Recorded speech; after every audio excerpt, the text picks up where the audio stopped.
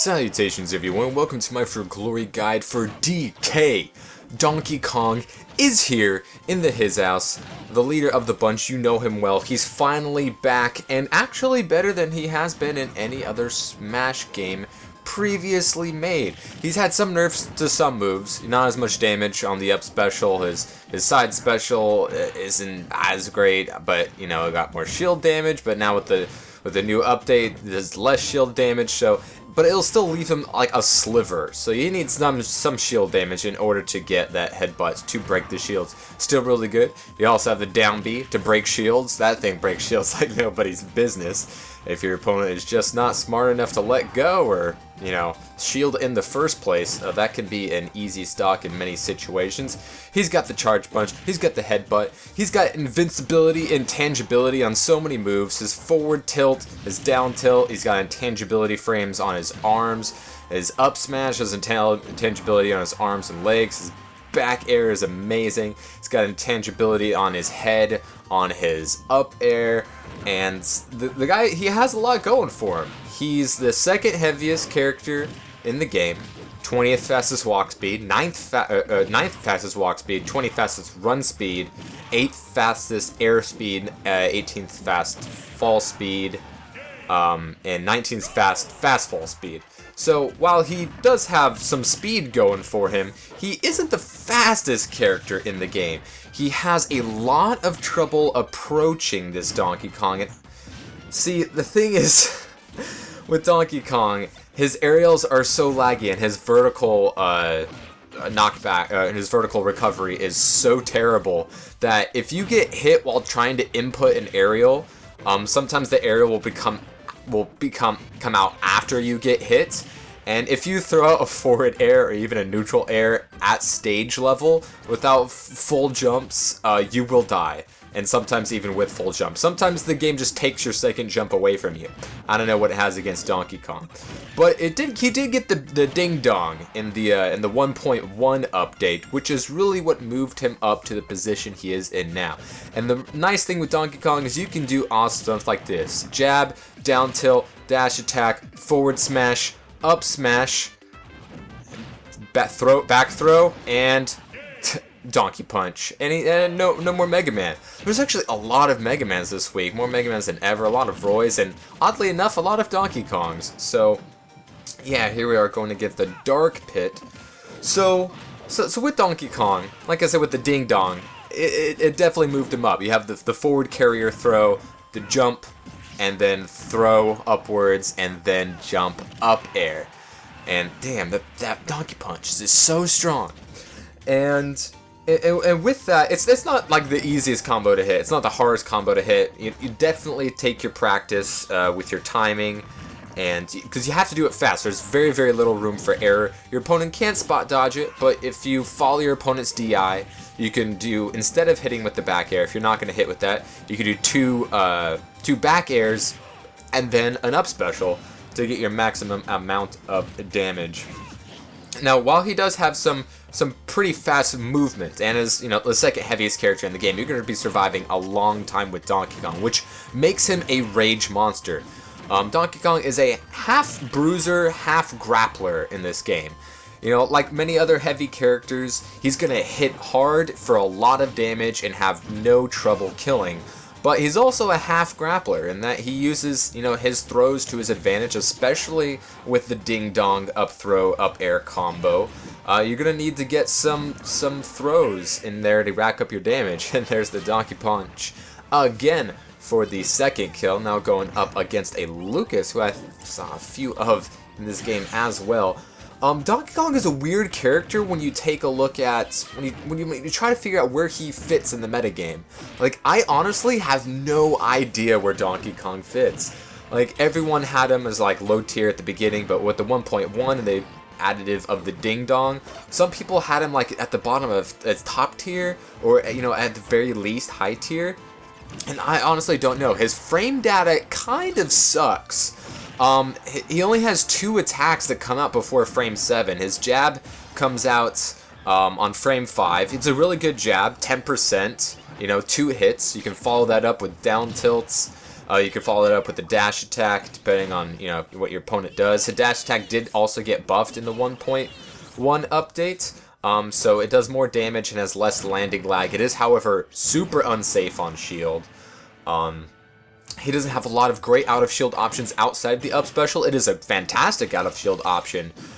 Granted, multi-hit, you have super armor and intangibility on the arms, and it does like 16% damage, I do believe. And yeah, so he's got like really weird tools that are like really good. Some aren't that fantastic. His up special is the other faster attack that he has. That comes out frame 4, I believe, but he doesn't have very many fast attacks, so he is absolute combo food. I think is the easiest comboed character in the entire roster with his weight, with his fast fall speed, and his lack of a fast aerial outside of back air, but you're not going to be able to use that to approach on stage. So he has really hard trouble landing. He has trouble getting out of combos outside of up B, which is really going to be pretty much your only tool to get out of combos because it is so fast and has that super armor. So he does have some troubles in a lot of matchups and overall. He also has the back throw to kill at many percents. He has the down air spike. He has the forward air spike. He has the down B spike and the forward B spike. So the dude's got 4 spikes, which is fantastic. Granted, the forward B it's probably the worst one. It's the hardest one to hit. You do have to sweet spot it in the air. The down B is a nice little mix-up. The forward air, as you can see right there, is an absolute monster. It is incredibly slow, however, very slow startup and terrible ending lag. But if you can land it, it's the best spike that you have potentially in your arsenal. It can kill a bitch at like 35% with enough meteor spike-ness to get the job done. But the down air, very, very fast, and as you saw, it can also kill if you don't hit with the dare at high percents. So all of his aerials are fantastic. His neutral air is as fast as aerial. And for some reason, the Game & Watch saves me there. I don't know I don't know what he was doing. He's already down a stock, and he's at high percentage against the Donkey Kong, who doesn't have any trouble killing, especially with that back air. Almost got the spike, but in his avoidance of it, he ended up dying. So rip in peace, Game & Watch. And now we have a pit to deal with. Getting some up tilts. DK's tilts are fantastic. His forward tilt can be angled. It has intangibility, like I said. It's a great pivot tilt. It's a great get off me move and has follow-ups depending on your opponent DI. If you can follow their DI for an aerial. Down tilt, fantastic as well. Up tilt, great juggling move. You can go up tilt to up smash on some characters, if they don't see it coming. His up smash really isn't that great. It has a relatively small hitbox and only hits aerial opponents.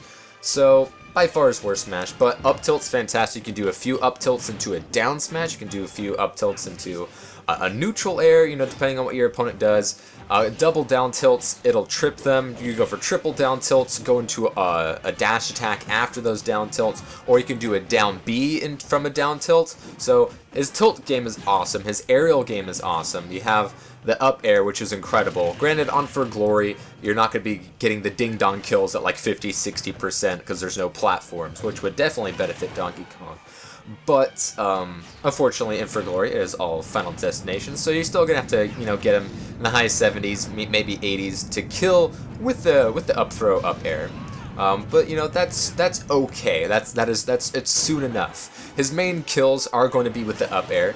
The back air is fantastic, very fast. You can actually carry your opponent off with a couple of back airs, and with the horizontal recovery of up B, you will be able to make it back to the stage. He's got good horizontal recovery to make up for that terrible vertical recovery. As you can see, there's the back air killing.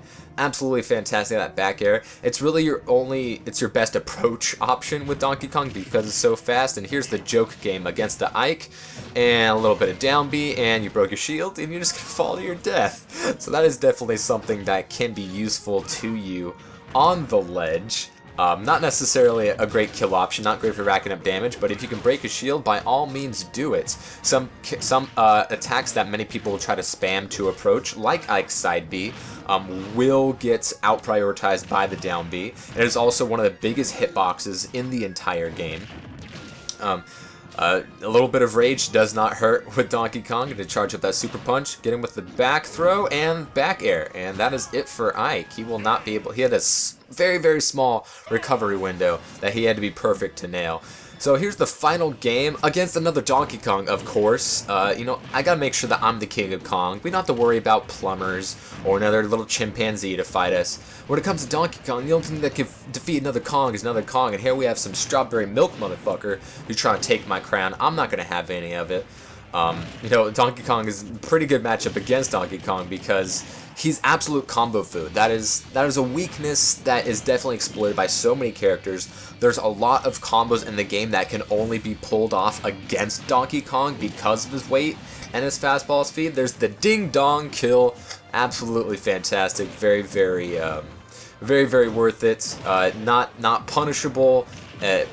Decently easy to hit if you practice it very well, if you're fast on the sticks. So yeah, Donkey Kong has a lot of weaknesses. He gets, you know, a lot of damage get pulled against him. Multi-hit moves destroy him. Projectiles absolutely wreck his day. So much hits done, so many potential follow-ups with that huge hurt box of Donkey Kong's that everyone will combo him for days if you let them.